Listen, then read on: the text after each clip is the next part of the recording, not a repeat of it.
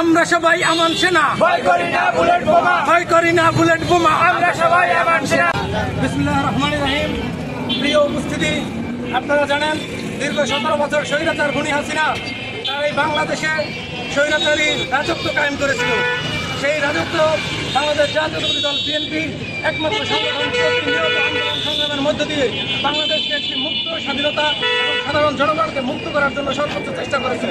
তারই ধারাবাহিকতায় একটি গণ অভ্যুত্থানের মধ্য দিয়ে এই বাংলাদেশ থেকে খুনি অবৈধ সরকারকে প্রতিহত করে এই দেশকে গণতন্ত্রপূর্ণ প্রতিষ্ঠা করেছিল। এবং সেই জুলাইয়ে বাংলাদেশ জাতীয়তাবাদী দল বিএনপির নেতাকর্মী এবং বাংলাদেশ জাতীয়তাবাদী দল বিএনপির অঙ্গ সহযোগী সংগঠনের নেতাকর্মী সহ বাংলাদেশের ছাত্র শিক্ষার্থী গণহত্যা চালিয়েছিল এই স্বৈরাচার খুনি হাসিনা এবং তার পেট্রো বাহিনী দ্বারা। আমরা তাই সেই সকল শহীদ ভাইদের স্মরণে আজকে এই স্মরণ সভা করতেছি। বাংলাদেশ জাতীয়তাবাদী ছাত্রদল কেন্দ্রীয় সংসদের বিপ্লবী সাংগঠনিক সম্পাদক, ঢাকা বিশ্ববিদ্যালয়ের সবুজ ছাত্র থেকে বেড়ে ওঠা রাজপথের অকুতোভয় সৈনিক আমানুল্লাহ আমান ভাইয়ের নির্দেশে প্রিয় সহযোদ্ধা ভাই ও বন্ধুগণ, আমরা পুনরায় তাদের স্মরণ করিয়ে দিতে চাই। স্বৈরাচার খুনি হাসিনার বিরুদ্ধে আমাদের আন্দোলন চলমান ছিল। স্বৈরাচার খুনি হাসিনা 1971 সালকে বিক্রি করে বাংলাদেশকে একটি জিম্মি রাষ্ট্র হিসেবে বাংলাদেশের জনগণকে জিম্মি করে সকল স্বৈরাচারী কার্যক্রম পরিচালনা করতে চেয়েছিল।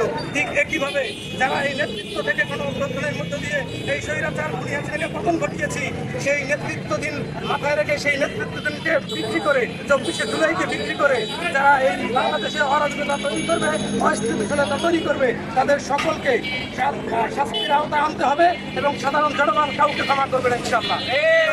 ভাই ও বন্ধুগণ, আমরা এই স্মরণ থেকে বলতে চাই, বাংলাদেশে যারা অন্যায় অপকর্মে লিপ্ত ছিল, অন্যায় অপকর্ম করেছে, তাদের সকলকে অতি দ্রুত আইনের আওতায় এনে জনসম্মুখে শাস্তির দাবি জানাই।